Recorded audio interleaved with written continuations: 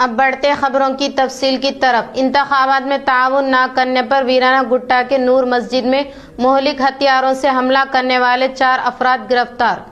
वीराना गुट्टा गांव के रहने वाले जमीलुद्दीन अफसर और हामिद ने शिकायत दर्ज कराई कि मुनाकिद ग्राम पंचायत इंतखाबात में इन्होंने सरपंच उम्मीदवार रिजवाना 11/12/2025 बेगम की हिमायत नहीं की। इस रंजिश को बुनियाद बनाकर कल यानी 12/12/2025 को दोपहर तकरीबन 1:30 बजे रेंजल मंडल के वीराना गुट्टा गाँव में वाक़ नूर मस्जिद में नमाज की अदायगी के बाद उम्मीदवार रिजवाना बेगम के बेटे इब्राहिम अबू बकर और इनके साथ सिराज वाजिद, इलियास, अवैज, आरिफ, मुवैस खान और दीगर चंद अफराद ने पहले से मंसूबा बंदी के तहत मुल्क हथियारों के साथ हमला किया। प्रेस कॉन्फ्रेंस में बोधन के असिस्टेंट पुलिस कमिश्नर जनाब पी श्रीनिवास, सीआई बोधन रूरल डी विजय बाबू, एसआई रेंजल के चंद्र मोहन के अलावा पुलिस एहलकार महादेव, गंगाधर, श्रीकांत, परवीन, शिव कृष्णा और दीगर मौजूद थे।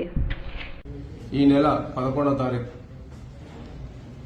జీపీ ఎలక్షన్స్ మొదటి దశలో రేంజల్ మండలం ఈరనగుట్ట రిజ్వానా బేగం అనే ఆమె సర్పంచ్గా పోటీ చేయడం జరిగింది.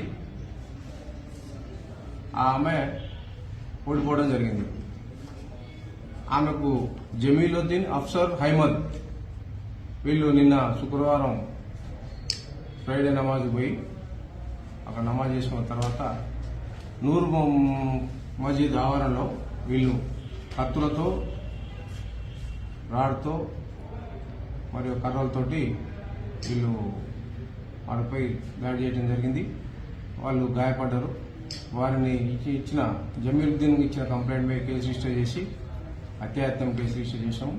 కేసు రిజిస్టర్ చేసి ఇబ్రహీం, వాజిద్, అబూబకర్, అవేజ్ వీళ్ళని అదుపులోకి తీసుకొని ఈరోజు రిమాండ్ చేయడం జరుగుతుంది. అదేవిధంగా అక్కడ సీన్లో ఏదైతే నూర్ మొహమ్మద్ ఆవరణలో కారుని మరియు వీటిని మారణాయుధాలను సీజ్ చేయడం జరిగింది. అదేవిధంగా ఒక కారు, సెల్ ఫోన్, 4 సెల్ ఫోన్లు ఇవి కూడా సీజ్ చేయడం జరిగింది. సీజ్ చేసి వీటిని ఈరోజు రిమాండ్ చేయడం పంపిస్తున్నాము.